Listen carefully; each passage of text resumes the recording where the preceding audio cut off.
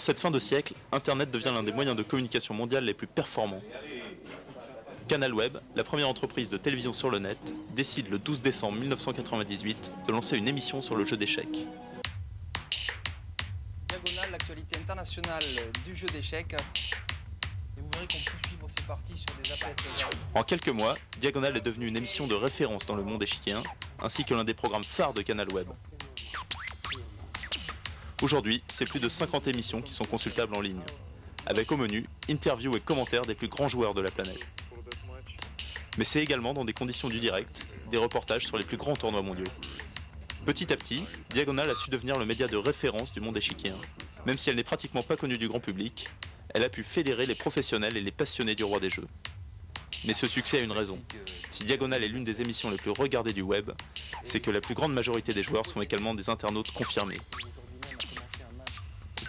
Car le réseau est en train de donner une nouvelle dimension au jeu, puisqu'il est aujourd'hui à l'échelle planétaire. Un immense champ d'action qui s'ouvre, le monde d'Internet, qui est un monde en évolution, et les échecs qui sont pas tout neufs, puisque c'est quand même un jeu qui date d'une quinzaine de siècles.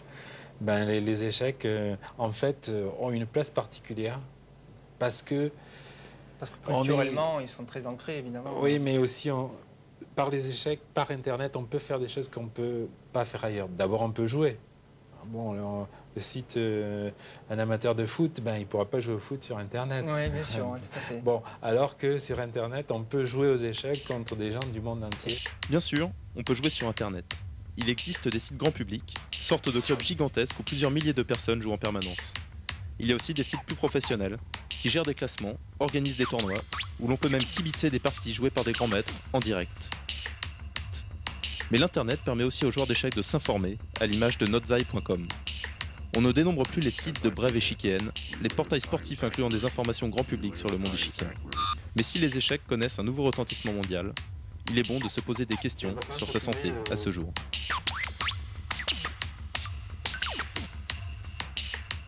Il y a eu peu d'initiatives politiques pour promouvoir les échecs cette année. La seule chose notable a été la rénovation des tables d'échecs du Jardin du Luxembourg. C'est l'un des lieux traditionnels où se pratique couramment ce que l'on appelle le jeu de jardin.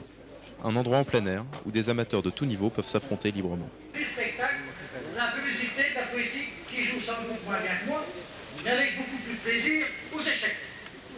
Enfin, nous allons à présent inaugurer vraiment ces échiquiers et il n'y a pas meilleur moyen pour cela que de jouer une partie d'échecs. C'est la reconnaissance du jeu d'échecs en tant que mode de vie. Mais malgré tout, d'autres actions seraient souhaitables pour promouvoir ce sport trop peu connu par le grand public. Tout le monde sait jouer aux échecs, mais en dehors du côté ludique, très peu de personnes suivent de près les différents tournois. Il y a juste quelques noms qui reviennent. Fischer, Karpov, mais surtout l'incontournable Garry Kimovic-Kasparov. À monsieur Garry Kasparov, champion du monde d'échecs en titre, monsieur Garry Kasparov. Garry Kasparov, plus jeune champion du monde de tous les temps en 1985, à 23 ans, a marqué la fin du siècle avec ses matchs contre Anatoly Karpov, mais aussi en étant le premier champion du monde soviétique à s'ouvrir aux exhibitions spectacles et à promouvoir le jeu par son côté médiatique dans la droite lignée de la perestroïka de Gorbatchev. Aujourd'hui, c'est le joueur le plus référencé sur l'Internet, à tel point qu'il a décidé de lancer son propre site. C'est maintenant une légende vivante. Très bon départ de Monzevich. Et Kasparov toujours là, parce que même quand il y a une surprise, la surprise arrive à peine au niveau de Kasparov, puisqu'ils sont à égalité en fait. La surprise, c'est arriver à faire aussi bien que Kasparov. En fait. C'est pas le dépasser, ça n'arrive pas. Pour l'instant, c'est pas trop le cas. Oui. Et on retrouve sans surprise, encore une fois Kasparov, depuis le début de l'année. C'est un euphémisme de dire qu'il est très fort en fait. C'est quand même incroyable parce que depuis le début de l'année, il écrase tous les tournois. Hein. C'est-à-dire que là, même les tournois d'exhibition comme ça, il ne laisse pas une miette. Il n'a pas joué pendant très longtemps, donc il a pu se préparer énormément, alors que les autres joueurs devaient honorer les invitations dans les tournois. Lui s'est permis de faire une pause de 6 mois, je crois. Donc il a pu se préparer énormément et regarder les faiblesses de tel ou tel joueur, de telle ou telle ouverture. Et donc c'est normal, il récolte les fruits de son travail. Je pense que c'est des résultats mérités, disons. Il est vraiment beaucoup plus fort que les autres. Une anecdote très amusante à... Oui, alors moi, personnellement, je pense que Kasparov est un très bon joueur pour 3 raisons. Donc la première, la préparation. Il travaille beaucoup plus que les autres grands maîtres. Là, il a pu pendant 6 mois travailler énormément. Il a une énergie absolument spectaculaire, par exemple. Donc Fleer me racontait que il avait fait les tournois jeunes parce qu'ils sont sensiblement du même âge. Quoi. Fleer, donc, on va peut-être dire. Glenn Fleer, oui, c'est Glenn Fleer, le grand maître anglais. On vit en France, qui est marié d'ailleurs avec Christine Fleer, une des meilleures joueuses françaises. Ouais. Et donc, il a fait des championnats jeunes avec lui. Et donc, ces championnats jeunes, c'est toujours un peu la même chose. On partage des chambres en commun, des douches en commun, etc. Donc, il a vu Kasparov se laver les dents. Et en se brossant les dents, il arrachait les poils de la brosse. Donc, tellement il avait une énergie que même le soir, il arrêtait pas. Et le matin, il arrachait la brosse et les dents. C'était fantastique. J'aurais aimé voir ça, mais malheureusement, bon... Ouais. Ce qui suscite autant de réactions et de commentaires, c'est le palmarès impressionnant de Garry Kasparov. Jamais un joueur d'échecs n'avait atteint un tel niveau de jeu. Kasparov a gagné tout ce qu'il avait à gagner dans les échecs. Il a été champion du monde, il a défendu son titre beaucoup de fois. Alors maintenant, il cherche des exhibitions vraiment proches du paranormal, disons de l'extraordinaire. Donc quelque chose de vraiment fantastique. Donc il passe la majeure partie de son temps à chercher des exhibitions, comme par exemple son match contre l'équipe d'Israël, où il a joué les 4 meilleurs joueurs israéliens en simultané. Il les a battus 7-1, c'est-à-dire un match aller-retour.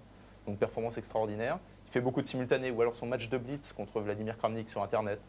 Ce genre de choses. Disons que maintenant, il ne cherche pas trop à augmenter encore son classement Elo, vu qu'il a été le premier à franchir la barre des 2800 points. Donc il n'a plus grand-chose à prouver, donc il cherche d'autres palliatifs. En fait. Ouais. Dans sa quête de victoire sans fin, Garry a trouvé un challenge intéressant. Ainsi, début juillet, il lance un défi à un joueur multiple, puisqu'il choisit comme adversaire rien de moins que le monde entier. Le fameux match Kasparov contre le monde, contre le reste du monde sur Internet. Alors peut-être tu en as entendu un petit peu parler de ce match. Alors j'ai suivi un petit peu, donc je crois que la partie bon, on en est au stade, on peut dire on est sorti d'ouverture. Donc c'est une partie qui commence à être intéressante. Alors c'est une partie à coup majoritaire. Donc ceux qui sont abonnés à Europe Échecs se souviennent peut-être qu'il y a quelques années, il y avait ce genre de partie qui se déroulait contre Korchnoi notamment. Alors c'est un joueur qui joue contre tous les autres, mais en fait le fait d'être très nombreux c'est plutôt un handicap qu'un avantage, c'est le coup majoritaire qui est joué. Donc celui qui est proposé par le plus de personnes, c'est pas forcément le meilleur coup. Donc c'est assez intéressant quand même de voir que en fait, le reste du monde, entre guillemets, a quand même joué une suite qui semble très intéressante. Kasparov en veut toujours plus. En 1993, il quitte la Fédération internationale pour créer son propre championnat du monde. Mais isolé, son pari tombe à plat. Shirov, numéro 4 mondial, gagne le droit de l'affronter. Mais vu le désintérêt grandissant des sponsors, Kasparov renie son challenger et tente de se relancer en défiant le numéro 2 mondial, Vishwanathan Anand. L'Indien, meilleur joueur du monde en 1998, peut-il inquiéter l'ogre de Bakou? En 1995 à New York, Garry l'avait déjà emporté haut la main. Yes, absolutely. And okay, I think my chances are much better than they were in '95. I think I've improved a lot as a player, and so yeah, it's a very nice challenge for me. And you yet played Kasparov in, I don't remember exactly the date, it was in '95, I think, huh? Mm-hmm. '95 in New York. Yes. And so, what do you think you will do this time to beat him? Well, I don't think I should list exactly every novelty I've prepared, but well, hopefully, I will be able to, be stable for the whole event and keep fighting. In New York, I played very well in the first half, and then somehow fell apart. And but I think in general, I've matured as a player, and I'm more comfortable in all facets of the game now. So I think that might show. Okay, but you think you will win? Okay, thank you. Et Shirov, le challenger répudié, star incontesté du jeu tactique. Que pense-t-il du retournement du King? Garry Kasparov aurait-il peur de ce joueur d'attaque hors pair? He has more chances to win Anand than to win Shirov. Yeah, Do you well, think this is just a speculation, but of course it's possible that it's true, because I really don't understand why Kasparov, when he had every opportunity to have the match against me and to find sponsors for that match, and he did everything to avoid that match and play Anand. So okay, maybe he's afraid, but I never asked him if he is afraid or not. So okay, this is just speculation, but it may be true. Aucun des deux challengers présumés ne verra se réaliser le match ultime. Après moult volte-face, Garry ne pourra convaincre le monde de s'intéresser à un duel qui ignore la majorité des joueurs de l'élite mondiale. Anand et Shirov en sont pour leurs frais. Garry Kasparov, champion du monde.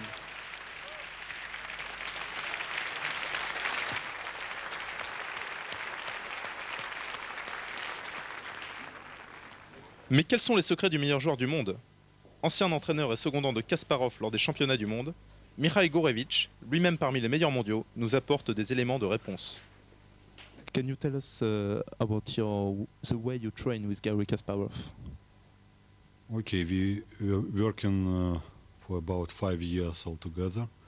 I started to help him during his match against Karpov in Leningrad, 86, I presume, and then helped him in New York-Lyon match, and we were working also together.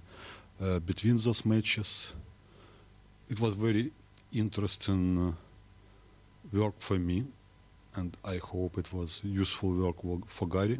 We developed many opening ideas, made plenty interesting analysis, and for me it was extremely interesting, especially because, you know, Gary is a genius player, and for me it was extremely important to understand his feeling of dynamical chess, I would say. His feeling of dynamics. En France, un Mozart des échecs a fait son apparition. Étienne Bacrot, plus jeune grand maître de tous les temps à 14 ans, plus jeune champion de France de l'histoire à 16 ans, suit cette année la trajectoire des plus grands. En septembre, il affronte une valeur sûre des échecs internationaux en la personne d'Alexander Beliavsky. Il perd le match 2,5 à 3,5. Analyse de son coach, le grand maître géorgien Zurab Azmayparashvili, qui fait partie du top 20 mondial. It's normal for this age, in 16 years old, not every tournament he will be winning in his life, and Beliavsky he's one of the top players in the world, and I think this is for Etienne a good school, and if every time he will be winner, okay, he will be very soon world champion, but he will have to try sometimes to lose and to understand why he lose the mature games. Bon bah aujourd'hui j'ai pas eu d'occasion de prendre l'avantage. Bon, même si j'ai gardé pendant une vingtaine de coups une position avec bon, toutes les pièces sur l'échiquier et tout ça, mais bon finalement j'ai rien pu obtenir et c'est logiquement qu'aujourd'hui on a fait nul. Mais bon, dans le match j'ai loupé 2 occasions de prendre l'avantage en fait. Dans la première partie j'avais l'occasion de peut-être de prendre l'avantage à un moment. J'ai pas réussi, voilà, et j'ai perdu la deuxième. Bon, j'étais mal préparé.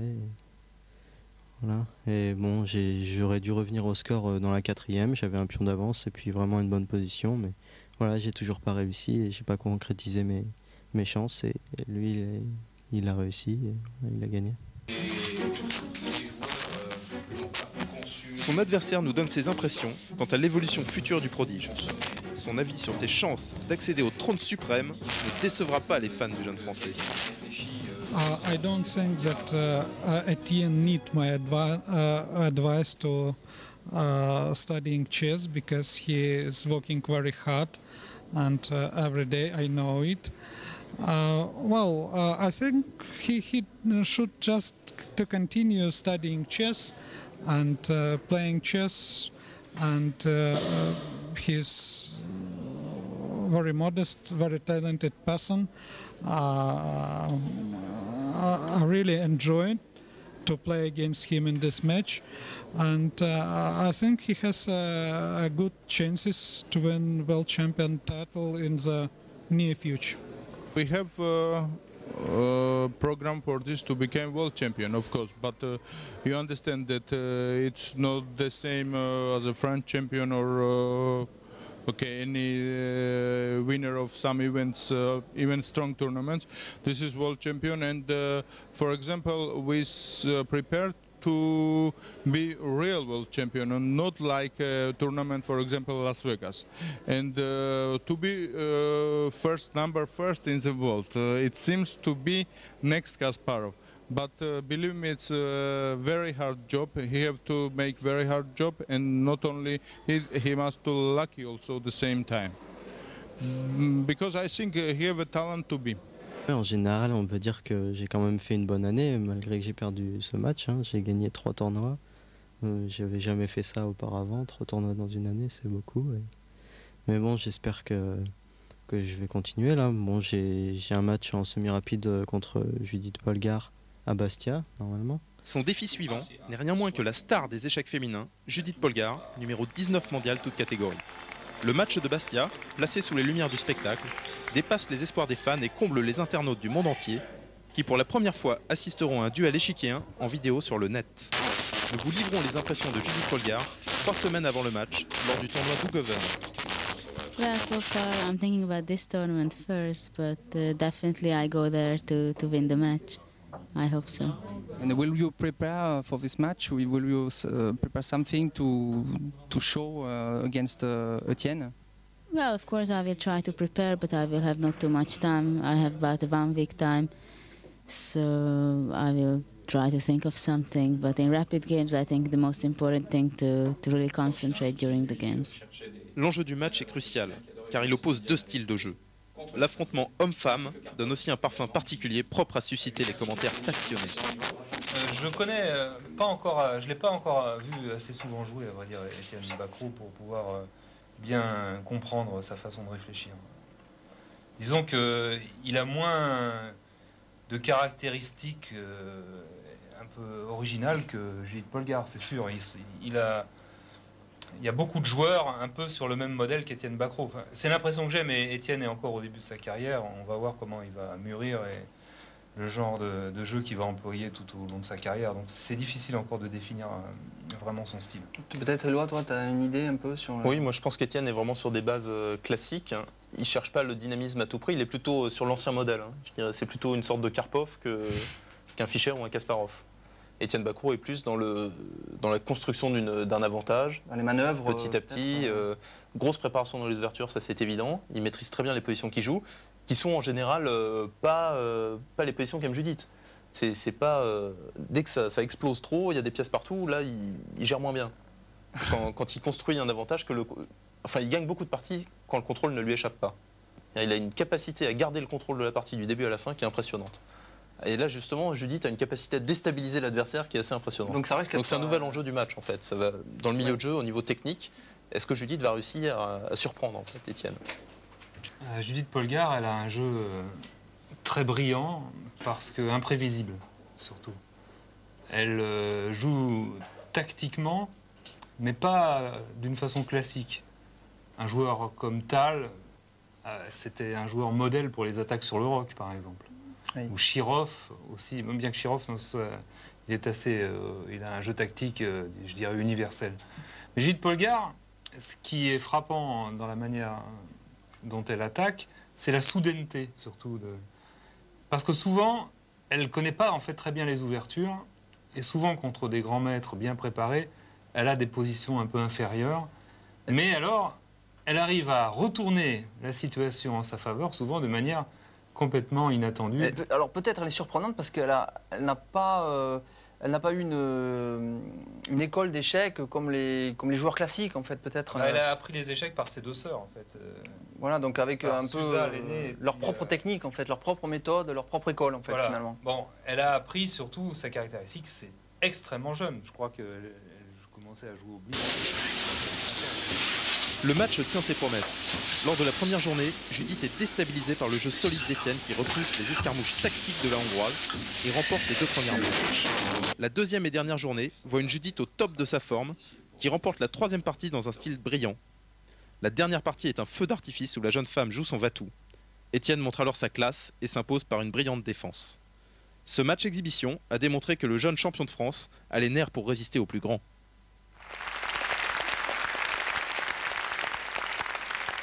Well, yeah, I think I'm not saying I played very well the first game, but I think Etienne played not so well. And the second game, I think I had very good chances, especially his practical chances. He had only a couple of minutes in the middle game. I had big time advantage, and I think if I played better, I had good chances to win. Bah, c'était un match très éprouvant, donc avec des parties vraiment très compliquées. Et bon, je suis très content d'avoir battu Judith, même un peu sur son terrain, puisque bon, c'était des parties avec sacrifice de pièces, donc des parties très compliquées. J'ai réussi à m'imposer dans ce style de jeu. Je suis très content. Bah, je me suis bien préparé. Oui, bon, pas autant qu'un match en partie normale, puisque c'est du semi rapide, mais Bon, c'est vrai que j'ai passé peut-être une semaine à me préparer pour le match. Nous sommes vraiment très heureux de voir aussi le style de jeu d'Étienne également, qui a été très brillant, qui a remporté ce match. Je crois que c'est quelque chose qui est une référence. Battre JT Polgar, je pense que ce n'est pas tout le monde qui peut y arriver. Est-ce que c'est vraiment bien de jouer devant un public comme ça? Oui, bien sûr, c'est quelque chose d'assez exceptionnel, puisque je ne sais pas combien il y avait de personnes, mais ça donne de l'ambiance, et de voir que tout le monde regarde la partie, ça me stimule un peu pour jouer des parties intéressantes. Et je pense qu'avec Judith, on a réussi à faire du beau spectacle. Si l'exhibition de Bastia est une belle vitrine qui permet d'intéresser le public, la vraie compétition internationale se joue dans les grands tournois de parties classiques. Celui d'Enghien-les-Bains a pris une place particulière en se positionnant comme le plus fort de France cette année. Les meilleurs Français étaient présents bien sûr, et pour compléter le plateau, les organisateurs ont invité des joueurs internationaux du top 50 mondial. Ce tournoi, relayé par la grande presse hexagonale, est le fer de lance qui a permis à l'élite nationale de batailler contre les plus forts, avec pour une fois l'avantage de jouer à domicile. Ici donc la salle des fêtes d'Enghien-les-Bains où se déroule le plus fort tournoi jamais organisé en France depuis plus de 10 ans. Et ils ont voulu faire quelque chose de grand et ils y sont arrivés. Oui, tout à fait. Oui. On peut vraiment applaudir ce tournoi quand même, puisque ça a été vraiment crescendo. Hein. Premier tournoi norme de mètres, deuxième tournoi norme de grand mètre, troisième tournoi, un des plus forts tournois en France qu'on n'ait jamais vu.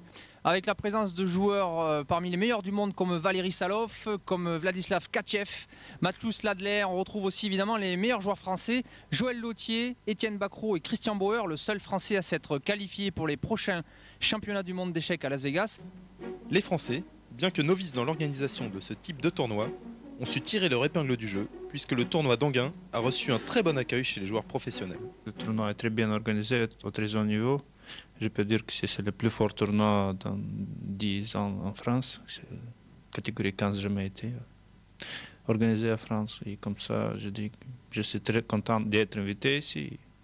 Bon, j'espère montrer mon meilleur jeu ici. Je pense que ce sera un tournoi très intéressant parce que la liste des participants est comme un mélange de joueurs de plusieurs types. Par exemple, il y a des joueurs vraiment expérimentés comme Bilavski, comme Salov. Et il y a des joueurs qui comme les très jeunes espoirs du monde d'échecs, c'est Ponomarov et Étienne Bacrot. Donc ce serait très intéressant, je pense, parce que c'est très embalancé, on peut dire. Oui.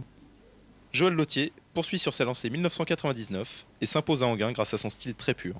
Étienne Bacrot réalise là-bas une prestation moyenne juste après sa victoire aux Bermudes. L'organisation parfaite a comblé les joueurs et le public qui pouvaient suivre les parties à l'aide de la vidéoprojection et des casques infrarouges. Des moyens technologiques à la hauteur qui jouent pour la reconnaissance du jeu roi. Sur cette lancée, le grand tournoi d'Enghien s'élève au niveau des grands rendez-vous mondiaux, dont un must est certainement le tournoi de Dortmund en Allemagne. Ce tournoi regroupe une sélection du top 10 mondial depuis plusieurs années déjà. Là, les Karpov, Kramnik, Anand et consorts ferraillent avec pour enjeu la suprématie mondiale. De jeunes talents comme Peter Leko trouvent en cette occasion l'opportunité de désarçonner les seniors installés confortablement dans leur leadership depuis des années. On a vu surtout les écrans de projection vidéo qui sont vraiment le très bel élément de ce tournoi qui le transforme en show vraiment accessible. C'est toutes les parties diffusées sur ces 4 écrans que vous avez vu, les 4 écrans jaunes dans le fond, qui font vraiment, en fait, qui rendent l'organisation remarquable. Cette rencontre, très prisée des grands joueurs, est dominée depuis 3 ans par le numéro 3 mondial, le russe Vladimir Kramnik. Le grand théâtre de Dortmund, propice à la concentration des joueurs, attire chaque année un public nombreux qui a atteint lors des éditions précédentes des records dépassant les 1000 spectateurs. Autant dire que Dortmund reste un des 3 plus grands tournois du monde, avec ceux de Weikanze en Hollande et de Linares en Espagne, tant par la qualité des joueurs et de l'organisation, de l'affluence du public, que de l'intérêt médiatique qu'ils suscitent. You're here in Dortmund playing with the top players in the world. What is what do you want to make this tournament? Do you want to win it? Yes, of course. I think that's clear. Every tournament you play, you want to win, and well, of course, it's a very strong tournament. And okay, every year I like to come here. I like the city. I like the place very much. Maybe it also has something to do with the fact that in '96 I came here with my wife just after we were married, so it's almost like a honeymoon thing. So, but no, I like being here. So. Which opponent you think is the strongest for this tournament? Well, I think they're all very, very strong. For instance, I think Leko seems to be in good shape, Mickey. But okay, like every year, I think Kramnik is the favorite in Dortmund because he just wins every year, so the big guy here.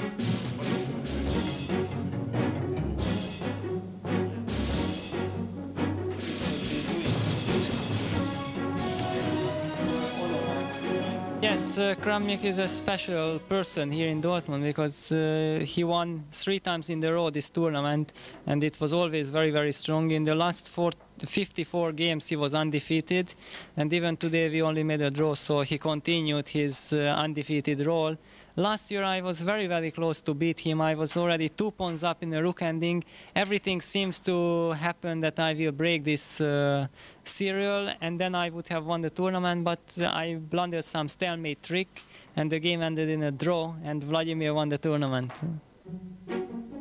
Le Hongrois Peter Leko et l'Anglais Michael Adams, demi-finalistes du championnat du monde, sont 2 outsiders à prendre au sérieux. Yeah, I've played here quite a few times now, so I know the setup quite well, and the organisers are very friendly, so it's quite nice for me to play here. Yes, so you enjoy this tournament, yes? Oh yes, I think it's very well organised. The hotel is nice, and you know, it's just very familiar for me. So, and last year I tied for first here, so this was good. So, yeah, no, I'm quite comfortable here. Yes, and what are your pronostics for this year? What you want to win the tournament, of course, but what do you think about final result? Well, it's quite an unusual tournament, it being only 7 rounds. I don't think I've played such a short tournament for a while, so you know, I think any kind of plus score will be quite pleasing here. So I would just carry on, see how it goes.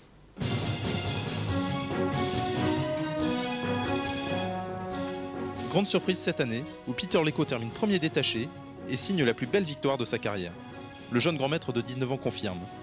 Il interrompt ici la brillante passe de 3 de Vladimir Kramnik. Karpov, en perte de vitesse, termine en milieu de tableau. D'abord, la victoire superbe de Peter Leko au tournoi de Dortmund devant Anand et Kramnik. Oui, Jerick Leko est un joueur on savait qu'il était très bon. Il a démarré très très jeune. Donc on a l'impression que c'est déjà un ancien sur le circuit, mais c'est vrai que c'est une performance très remarquable de sa part, parce qu'il a toujours souvent très bien terminé, mais c'est vraiment la première fois en fait qu'il arrive à gagner, je dirais, devant les tout meilleurs joueurs du monde, et c'est une performance très intéressante. Très intéressante, en plus, donc effectivement, comme tu le dis, il est encore très jeune, 19 ans, et je crois que c'est un record de précocité. Jamais un joueur aussi jeune n'a gagné un tournoi de cette catégorie. C'est donc un nouveau record du monde. La scène échiquienne, c'est avant tout l'Europe, mais le jeu universel se pratique dans le monde entier. Pour l'heure, le 2e championnat du monde des villes s'est déroulé à Pékin. Le régime chinois, à l'image de l'ex-Union soviétique, a décidé de développer la pratique du jeu et compte déjà dans ses rangs la championne du monde féminine en la personne de Xi Yun. Aujourd'hui, les meilleurs joueurs chinois entrent dans le top 100 mondial et on peut penser que d'ici quelques années, il faudra compter avec les fils de l'Empire du Milieu. On disait justement le réveil des échecs chinois avec une championne du monde chinoise maintenant.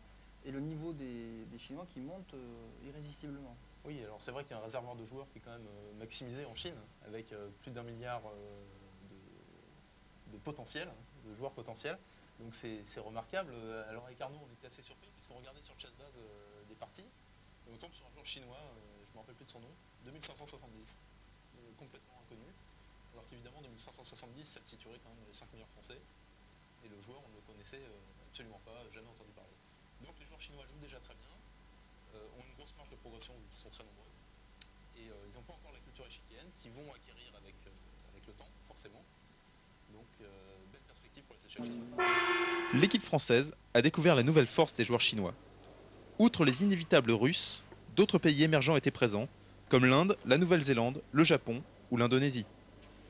On était en fait classé 7e, et on a terminé à la 5e place. Donc il y avait surtout 3 ou 4 fortes équipes, dont l'équipe russe et les équipes chinoises. Et pour ce qui est le reste, les autres équipes asiatiques étaient quand même beaucoup moins fortes. ils ont encore beaucoup de travail à faire pour arriver au niveau des échecs chinois. La Chine a été très impressionnante. Arnaud Auchard réussit une belle prestation, terminant ce tournoi avec 7,5 points sur 9. L'Inde, giron historique du jeu d'échecs, où se pratiquait il y a 2000 ans le chatrang, ancêtre du jeu, avait dans ses rangs le jeune Chandan Sandipan. Avec Anand, c'est une génération de joueurs qui fait revivre le jeu au pays des Maharajas. I am in an academy in Calcutta, in my home city. There are a few strong players, all are young.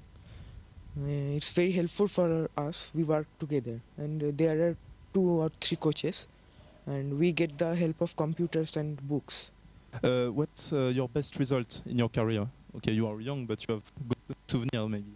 Yeah, I won a private tournament in India in '98, and I got a IM norm in Commonwealth Championship last year in Bikaner in India. Yes. So what are your perspectives? You think you will become chess professional or you continue to make studies in general? I want to become a chess professional. Like Anand? Oh, it's a long way. Les tournois officiels restent réservés aux joueurs confirmés. C'est pourquoi de nouveaux événements ont vu le jour. Ils mettent les échecs en spectacle, en cadence rapide, avec projection vidéo des parties et commentaires pour le public. Le tournoi de Bordeaux est de cela, et propose, en plus d'un plateau de qualité, toute la mise en scène adéquate. On y voit aussi une innovation pour les commentaires. Avec le système Triton, premier système utilisé pour diffuser le son directement dans la salle, tout en isolant les joueurs. Cette année, Peter Leko détrône le vainqueur 1998, Alexei Shirov numéro 4 mondial, en gagnant la seconde partie du match, remportant ainsi la finale. Christian Bauer et Laurent Fraissinet auront ainsi contribué à faire de ce spectacle un grand moment d'émotion pour le public. Je suis époustouflé par le côté technique, cet écran électronique là qui permet de voir fabuleusement et de bien sentir les parties. C'est encore mieux que de voir presque les joueurs. On est fasciné par le déplacement sur cet écran. Ouais, j'étais enthousiasmé, ça me paraît mais trop fort. Malgré les commentaires, on ne sent pas toutes ces idées, qu'est-ce qui peut se passer dans leur tête. Mais le jeu est fabuleux, vraiment ça dépasse l'amateur. Le jeu en 25 minutes, c'est ce qui est le plus approprié à mon avis pour l'intérêt du public pour les échecs.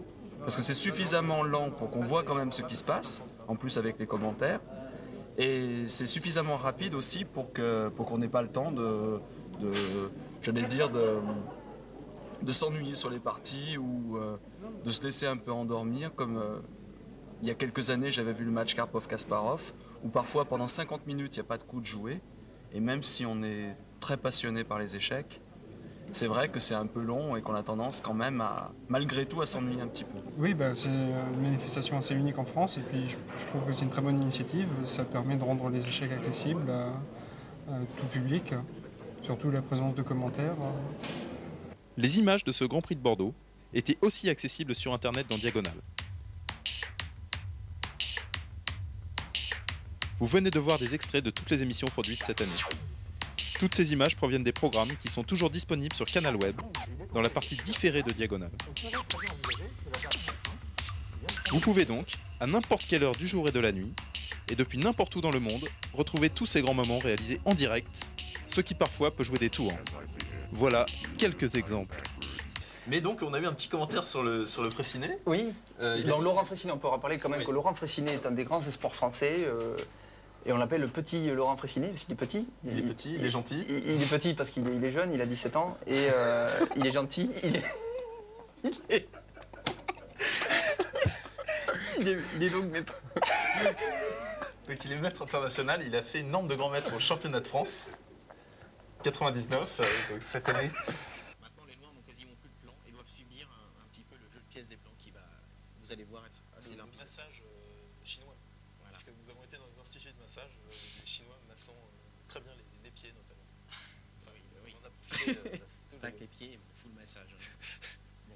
Alors H5. Pour exprimer la force de la fou à 4 avec échec qui gagnerait la tour derrière. Donc oui, effectivement. Donc une enfilade. le terme technique. Le terme technique est une enfilade, tout à fait. Donc là-dessus, notre ami Zwidler se méfie de l'enfilade, il a bien raison, et donc il joue le coup tour E4 en E3. Disons qu'à la base, Anguin, c'est quand même une ville thermale. Hein. Mais donc, le casino... le casino... D'accord. Le casino est un plus, disons, par rapport à la ville. Ça va être dur de continuer. Si. Vas-y. Donc tour 3 qui protège la case C3. C'est-à-dire qu'on est un peu fatigué après cette journée marathon aussi. C'est pas facile d'enchaîner. Mais c'est vrai que l'As Vidler, en fait, empêche... Il est bloqué par le pion 5.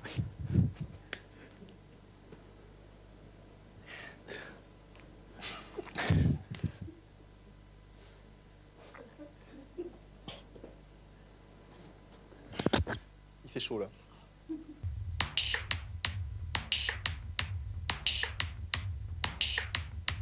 Pour voir Diagonale et suivre l'actualité internationale du jeu d'échecs en vidéo, il vous suffit de vous connecter sur www.canalweb.net.